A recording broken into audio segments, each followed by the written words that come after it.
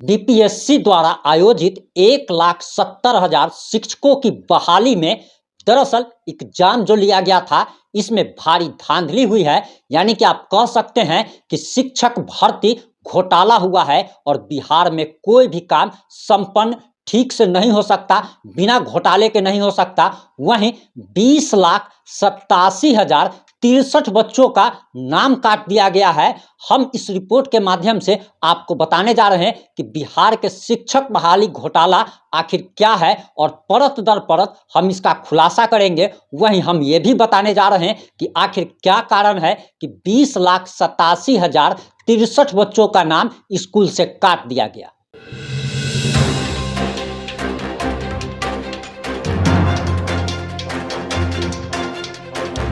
नमस्कार, मैं प्रिंस कुमार सिंह और आप देख रहे हैं पॉजिटिव इंडिया। अगर अभी तक आपने चैनल को सब्सक्राइब नहीं किया है तो खबरों से अपडेट रहने के लिए कृपया चैनल को सब्सक्राइब कर लीजिए। और जो लोग ऑलरेडी कर चुके हैं उन तमाम लोग को सहृदय धन्यवाद। अब वापस आते हैं अपनी खबर पर। दरअसल सरकार की तरफ से, बिहार सरकार की तरफ से ये कहा गया कि हमारे जो वर्तमान में जो शिक्षक हैं ये टैलेंटेड नहीं हैं और दरअसल इनको नाम तक लिखने नहीं आता। ऐसे बहुत सारे शिक्षक हैं और शिक्षा में गुणवत्तापूर्वक सुधार लाने के लिए बताया गया कि अब जो नए 1,70,000 शिक्षकों की जो बहाली होगी उसका एग्जाम बीपीएससी लेगा। और बीपीएससी के थ्रू एग्जाम इसलिए लिवाया गया ताकि बिहार में गुणवत्तापूर्ण शिक्षक जो है वो बहाल हो सके। और इसके लिए बड़े तामझाम के साथ बीपीएससी ने परीक्षा आयोजित की। 1,70,000 बहाली के लिए ये वैकेंसी निकाली गई थी। वहीं बिहार सरकार ने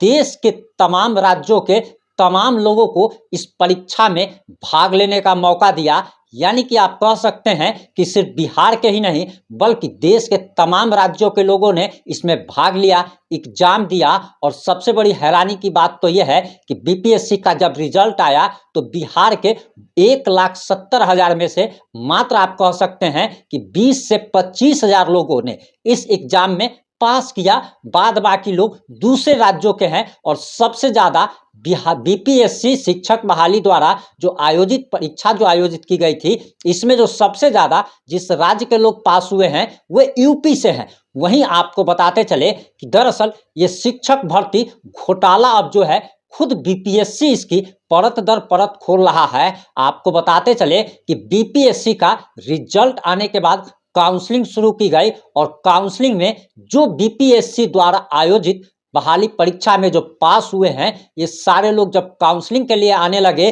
तो बीपीएससी यानी कि आयोग भी हैरान रह गया कि क्या इन्हीं लोगों ने एग्जाम दिया है। बीपीएससी को अब ये डाउट हो रहा है कि जो लोग काउंसलिंग में आए हैं हो सकता है कि इनके बदले दूसरे लोगों ने एग्जाम दिया हो। और ऐसा खुलासा इसलिए हो रहा है और बीपीएससी आयोग को ये डाउट इसलिए हो रहा है क्योंकि जो लोग काउंसलिंग के लिए आ रहे हैं वे सही से अपने नाम की स्पेलिंग तक नहीं लिख पा रहे हैं। जो फॉर्म उनको भरने के लिए दिया जा रहा है उसमें कोई आधार कार्ड नंबर गलती लिख रहा है तो कभी कोई मोबाइल नंबर गलत लिख रहा है। यानी कि उन्होंने जो एग्जाम दिया है उसमें जो अपने बारे में बताया वो और वर्तमान में काउंसलिंग में जो आ रहे हैं उसमें काफी सारी भिन्नताएं आ रही है। और जिसको लेकर बीपीएससी को ये डाउट हो रहा है कि काउंसलिंग में आने वाले छात्र वो छात्र नहीं है जिन लोगों ने एग्जाम दिया है।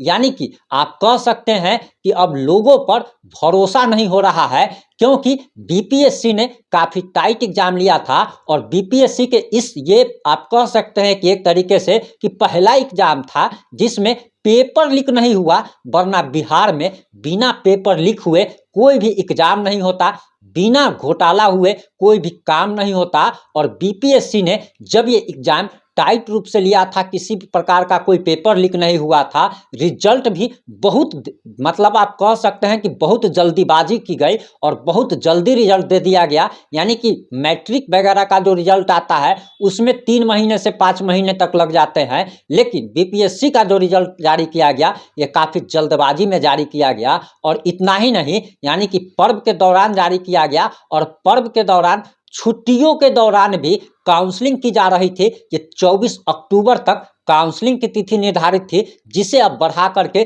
30 अक्टूबर कर दिया गया है। और ये भी हो सकता है कि बीपीएससी इस रिजल्ट को रद्द कर सकता है। ये सबसे बड़ी खबर आपको हम बता रहे हैं। वहीं आपको बताते चले कि 20,87,063 बच्चों का नामांकन सरकारी स्कूलों से रद्द कर दिया गया है।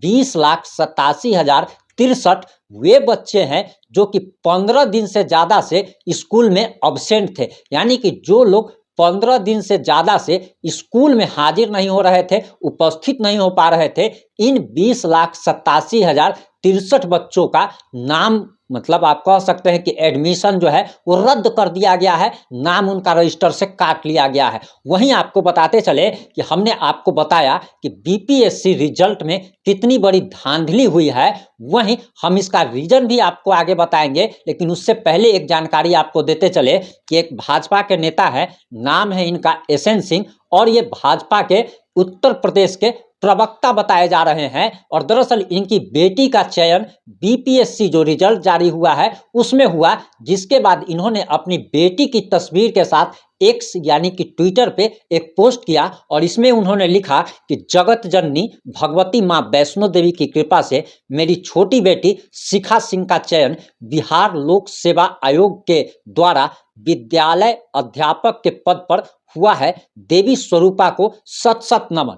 जब इन्होंने एक्स यानी कि ट्विटर पर यह पोस्ट साझा किया, इसके बाद राष्ट्रीय जनता दल ने इस पोस्ट को यानी कि आप कह सकते हैं कि इस ट्वीट को रिट्वीट किया। और राष्ट्रीय जनता दल लिखता है कि दरअसल हे यूपी बीजेपी के प्रवक्ता, आपकी बेटी का बिहार में निष्पक्ष चयन समतामूलक राजनीति एवं समावेशी विकास की पर्याय न्यायप्रिय समाजवादी सरकार के रहनुमा श्री नीतीश कुमार एवं नौकरी रोजगार के मुद्दे को राष्ट्रीय विमर्श बनाने वाले लोकप्रिय उप मुख्यमंत्री तेजस्वी यादव की उच्च सोच एवं कृपा से हुआ है। आपको बताते चले कि जहां एसएन सिंह ने यह लिखा कि ये नवरात्रि में उनकी बेटी का चयन हुआ, इसके लिए उन्होंने जगत जननी मां को धन्यवाद अदा किया। इस पर राष्ट्रीय जनता दल का कहना है कि जी नहीं, ये माता के कृपा से नौकरी नहीं हुई है, बल्कि ये मुख्यमंत्री नीतीश कुमार और उप मुख्यमंत्री तेजस्वी यादव की कृपा से हुई है।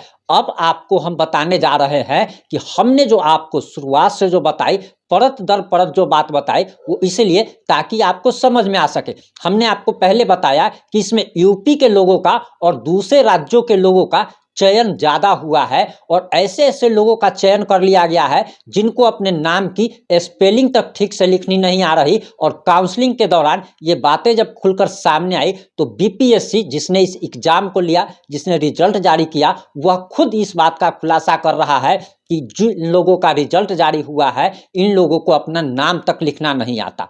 अब आप बात को जरा समझने की कोशिश कीजिए कि दरअसल मुद्दा क्या है। मुद्दा यह है कि नीतीश कुमार को राष्ट्रीय स्तर का, तेजस्वी यादव को राष्ट्रीय स्तर का नेता बनाया जा सके और अगले यूपी के विधानसभा चुनाव में जनता दल यूनाइटेड और राष्ट्रीय जनता दल उत्तर प्रदेश में विधानसभा चुनाव लड़ने वाली है।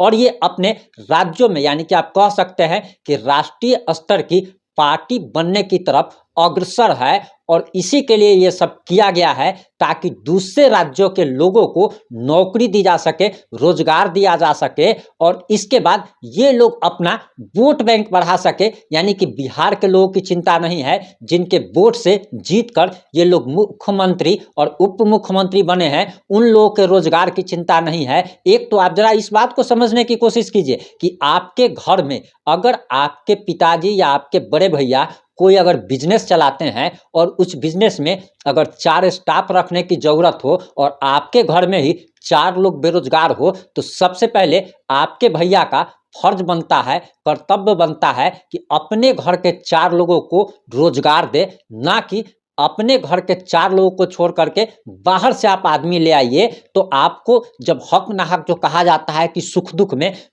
में जो देख रहा है, आपको जब फायदा देने की बात आती है तो आप दूसरे को देते हैं। तो दरअसल यही इसका राज है और इसीलिए इन सारे घोटालों को अंजाम दिया गया ताकि दूसरे राज्यों के ज़्यादा से ज़्यादा लोगों को नौकरी दिया जा सके, रोजगार दिया जा सके और इसके बाद ये लोग अपनी पार्टी का विस्तार कर सके, अपने वोट बैंक का विस्तार कर सके। और इसके लिए ही ये सबसे बड़ा खेला रचा गया है और ये सबसे बड़ा घोटाला आने वाले दिन में साबित होने वाला है। इन सारे मुद्दों पर आपकी क्या राय है, आपकी क्या प्राथमिकता है, अपनी प्रतिक्रिया देना ना भूले। जुड़े रहे हमारे साथ। जय हिंद, जय भारत, जय जय बिहार।